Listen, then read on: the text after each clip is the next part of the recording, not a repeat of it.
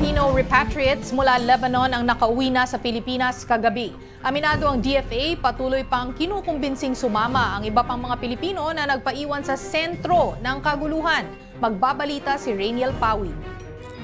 41 are returning tonight at 10:30 p.m. Manila time. 41. Kasama ang 41, pitong Palestinian spouse.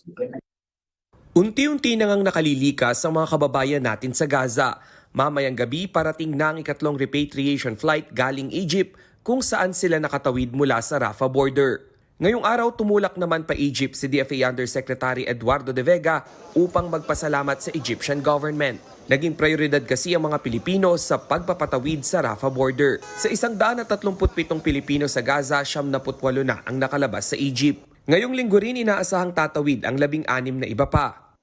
If the 16 cross today, or even tomorrow, that's 114 in total na tumawid. And that means 23 na titira. One of them is a nun who cannot, hindi niya kusang loob lumabas. I mean, depende yan sa missionaries of charity yung order niya. Yung 22 others, 22, talaga mananatili daw, no matter what. Ginagalang man ng pamahalaan ang desisyon ng mga Pinoy na nagpaiwan, porsigido pa rin sila sa pagkukumbinsi sa mga ito. Lahat umano ng Pinoy at kanilang mga asawang Palestino ay nabigyan na rin ng exit permit sa Rafah border. I guarantee after today or tomorrow that those who will remain behind will be able to cross easily. So now is the best chance. No? We'll try to convince them. Nitong Sabado ng gabi, 13 namang Pilipino mula Lebanon ang balik Pinas na rin. Bahagi sila ng repatriation program ng pamahalaan dahil sa lumalalang tensyon sa pagitan ng Israeli Defense Forces at grupong Hezbollah. Sa datos ng OWA, umabot na sa higit 144 Filipinos sa Lebanon ang humingi ng tulong upang makauwi sa Pilipinas.